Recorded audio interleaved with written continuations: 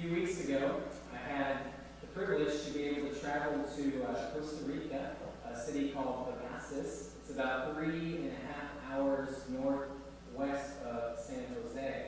That's about all I know of the area. It was a beautiful country. It was my second time to visit there. And if you know me, I love being able to go on missions. If you've ever been on a mission trip, I'm convinced you might be able to relate. You get to see the church is always much more bigger than we give it credit for. We understand. And so you can join the mission field. You can see that the kingdom is universal. There are brethren all over the world. Every time I take the Lord's Supper in another place, it's just, I picture the other Christians at other congregations and other people I know taking the same, doing the same thing that we're doing. And I just love being able to visit congregations in other parts on this planet. I love the kingdom of God. If you've been on mission trips before, you can hopefully relate with that. If you ever get an opportunity, I really would encourage you to take part in a foreign mission effort if you can. But why Costa Rica? Why go there? This is my second time I've already mentioned to be able to go there. Number one of my good friends who was in the Spanish department of the Brown Trail School of Preaching here in the area, he came from Costa Rica and spent 2 years studying in the Bible, because they don't have a school of preaching or ministry-related school in the country. And so he came here for 2 years, and I became pretty good friends with this brother named Hayner. I think his last name is Montialto, but I can never pronounce it, so I just call him Hermano Hayner all the time. And so we've been good friends for about 4 years or so. Last year, just a little over a year ago, Greg Wilson and I were able to go and spend do a short-term trip there, and we were able to kind of scope out the church and the work and what kind of efforts, what kind of possible future trips perhaps that we could do, and we got to spend time with a number of the brethren there. But the main reason for me going earlier this month was to speak on a lectureship. It was the first annual now Costa Rica lectureship for the Churches of Christ. They had never had one there, never had a collective effort where they could have preachers, and they had a few elders, and members who were all welcome to this lectureship. And there were a number of people that came from the States, and there were a number of preachers from the country, and also Panama that were there. But it was a tremendous effort. I was so impressed with this small congregation having this vision and this desire back in February of this year. This church only about 20 members. They said, we need to have a lectureship, start bringing the congregations together to discuss issues within the church, discuss what we want to do for the kingdom here. And it was excellent.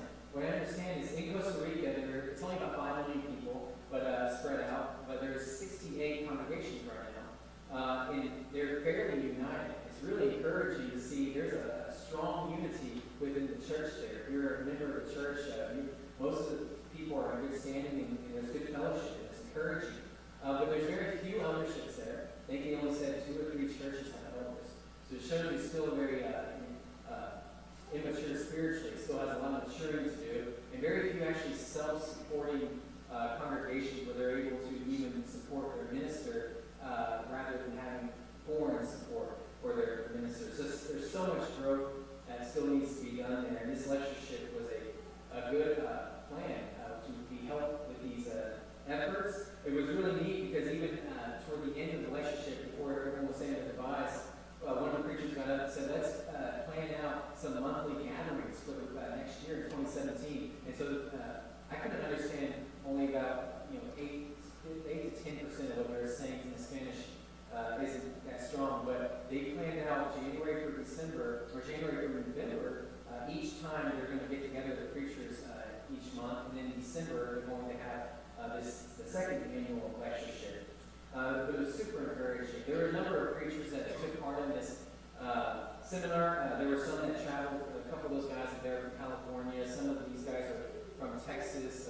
One's from Amarillo. One's from Longview. It was encouraging to have different preachers there. And I had never met some of these guys. But there was an instant bond.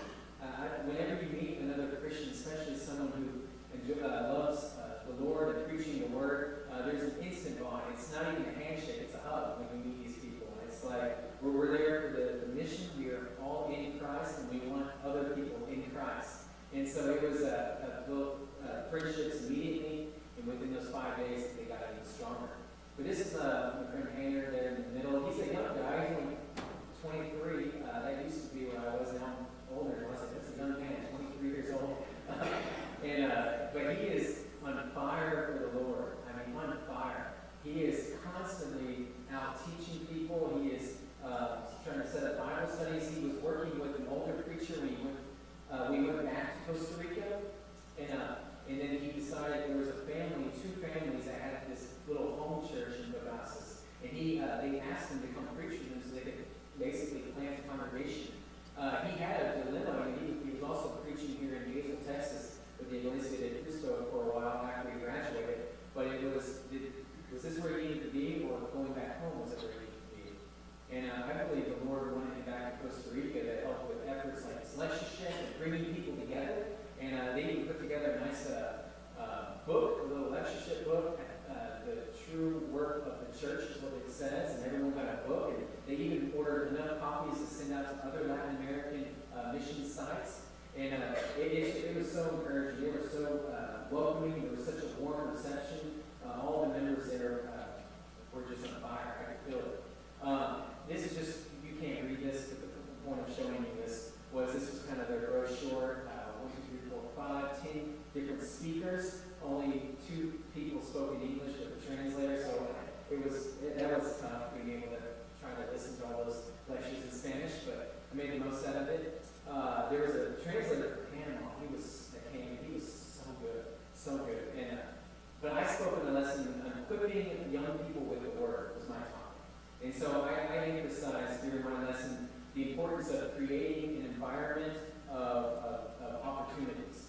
And I talked about things like Latin leaders and leadership training, and I talked about just creating opportunities in an environment where we're including our younger generations, and we're setting up ways in which we can mentor, and we emphasize creating not only a learning opportunity, but just a good, welcoming opportunity for younger people as well. And even next year, Lord willing, possibly even do like a youth track to this seminar next year. There are a number of preachers. So I mentioned there were 68 churches in Costa Rica. 22 of them were present.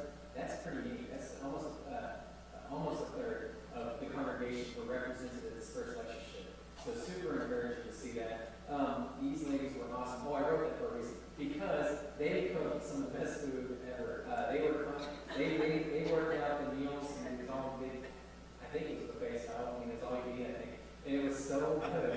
And it was they were the hardest workers I've ever seen. I tried to go help them a little bit, but they were insistent on. They were just passionate about preparing all these meals. And I don't know what I ate for lunch one of the days, like rice and beans and sausage and chicken and some spices. It had a special Costa Rican word. It came into my top 5 of my favorite entrees. And I don't even know why I'm talking about this right now, but it was amazing. It was neat how they utilized a lot of people in this lectureship. So within this congregation that's been planted there, I'll show you a picture in a moment. There's basically 2 families that come together. One of them had 4 daughters, and 3 of them were married, and then the other family had 4 sons. And so this is like a mom with 4 daughters and 2 other kids. And they were just on fire. Some of them were there welcoming people, giving name tags. Other people were helping set up the lectures and serving coffee and meals. It was just really good. I want to show you this picture because the man on my left, your left as well, was Brother Adencio, was his name. Greg and I met him last year. So he actually wasn't from this area, but he happened to come for the lectureship. He was up closer to the coast of Nicaragua, and we spent 4 or 5 days with him last year. And this brother's on fire too. He's an older man who preached for 2 churches. And one of the things that we noticed that they needed big time was a baptistry when I was there. They do their baptistries. They travel to like a river, and they do baptisms in there. And which is fine, I guess. But other than the fact that in another picture there are crocodiles, that it's just normal there. And last year I had the privilege to baptize someone there, and I thought they were joking. Here's the deal. I thought they were joking at first. They kept going, watch out for the crocodiles. I'm like, no, guys are just playing with me. And then later on, no, there's crocodiles everywhere. And And I'm like, are you serious? You need a baptistry big time. So I'm not doing this again, or somebody else can do it. And so Greg found this company that it's free baptistries, and they send them. They don't send them to the other country; they send them in the States, and then we're responsible for sending them to bringing with us to these countries. And so it was in a big duffel bag. I was a little worried what security was going to think of carrying this big portable baptistry with me, but it worked out well. We got it delivered, and they're going to send me a picture once it's all put up. And then there was a number of other requests. Hey, where'd you get that baptistry with other preachers? So we'll see what happens in the future in a few more. The Gospels Church began in December of 2015, so a month after we were there last year. Hayner moved to the city. He actually moved there for about 3 months. He took a 4-hour bus ride every Sunday, 4 hours round trip. And they planted the congregation and initially met in a home, and now they're renting a building, and we're up to about 30 people that attend. Most of them are Christians. And within the last few months, they actually purchased property. And so that's their next phase, is to build a church building out there. And so this congregation is on fire. They had their 1-year anniversary, and we made a big deal about that.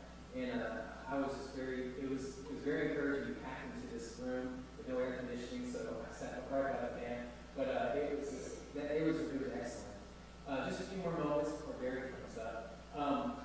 When we were there, a number of individuals would be immersed in Christ.